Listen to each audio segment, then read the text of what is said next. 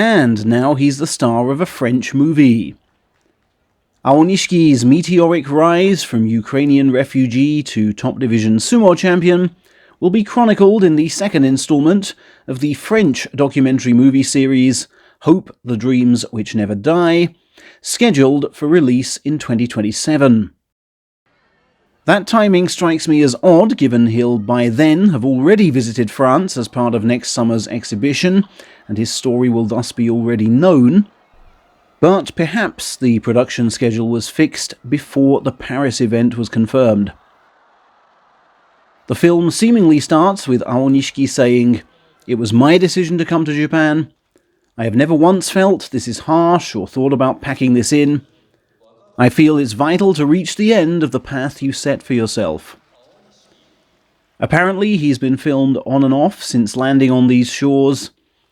I would hope the overall theme is one of integration and mutual acceptance within the sumo community, and not white guy takes down the Japanese, which is neither how Aonishiki sees things, nor how Japanese wrestlers view him. I'm led to believe that other such sumo projects have been in the works, as Pro Sumo ups the tempo in its bid to grow overseas. Aonishiki is also the latest face on the Toyonoshima YouTube channel, having apparently asked to appear during the August tour. "I've been watching ever since you started this up," he told Toyonoshima. "You interview so many guests to whom I've never actually spoken, so I always pick up new things." "Of course you do on my channel," Toyonoshima quipped in response. In a bow to sumo etiquette, Aonishiki politely claimed the wrestler he most wanted to fight was his own stablemaster. "Aonishiki fought so skillfully and moved so well even after he put on weight. I'm not sure I'd beat him," Aonishiki said, before adding he'd also like to have faced Wakanohana III. Such a contrast this bore to Hakuho, who never once thought of fighting his master, and said, "I've dreamed of battling the great Futabayama, and it's not for me to say who won, but..." Aonishiki also disclosed he'd been using the Uchimuso technique from his teenage days in Ukraine, as it's kind of how you bring a guy off balance in freestyle wrestling.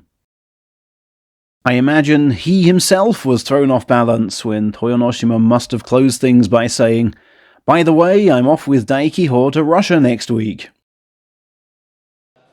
Friday 28th witnessed the release of the specific doctor's notes submitted by each wrestler withdrawing from the winter tour.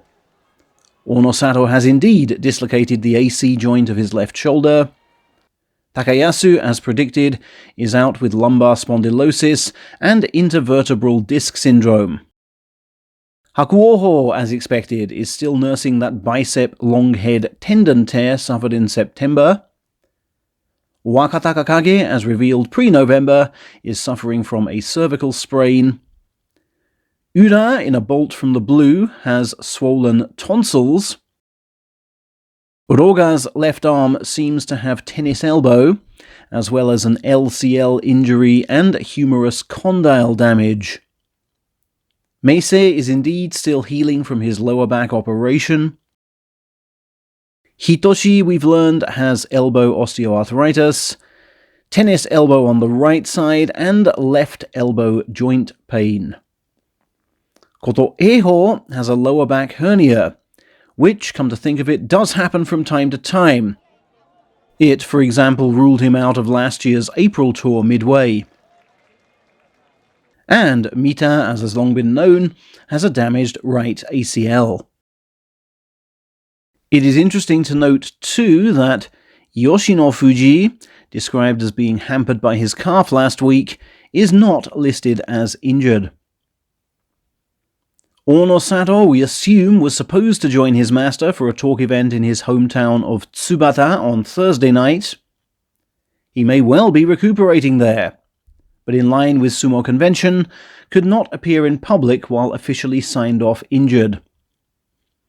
I find it amazing that the record holder for the slowest rise to Yokozuna ends up training the fastest crowned Yokozuna, was Nishonoseki's joke of the day to the 800 or so locals present. But he also adopted a solemn tone when talking about Onosato's November withdrawal in the context of his own career-ending left shoulder injury. That's why it's important he rests, was his principal message, and the locals seemed to accept that. Dozens of other wrestlers have been visiting family too, with those born in Kyushu, thus nearest this month's arena, likely having their only chance to go home this whole year. Kyushu-born Master Asakayama, the November tournament manager, dropped into Fukuoka Prefectural Hall on Tuesday 25th to report on the meet just gone. The hometown man was also thrilled to declare that tickets had completely sold out for the second year straight. Elsewhere, Enho went back to his native Ishikawa to make his regular courtesy call at the local paper. "I know what I have to do to return to salaried level," he told the Hokuriku paper president, "and will pull out all the stops to get back there next year. I need to build up the physique to get that job done. My final destination still seems quite far away, but I'll get there little by little. For now, it's just nice to have appeared in all 6 calendar tournaments." Infinitely more positive than his courtesy call of 2 years ago, when he detailed that terrible changing room collapse, he's apparently the first wrestler to resume his career after that type of spinal cord injury.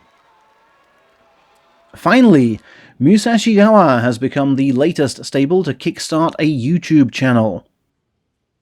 The Hawaiian-born master maintains in their introductory video that he wants to highlight the differences between mere sport and Japanese cultural tradition. He also seeks to challenge TV portrayals of wrestlers as unathletic gourmands, and desires to emphasize their mental toughness. I'm sure it will be an entertaining watch. However, the full extent of that toughness cannot be shown on camera. Stable YouTubes serve the purpose of glossy digital brochures, and can never include the grittiest aspects of a sumo day, as I think we all now well know.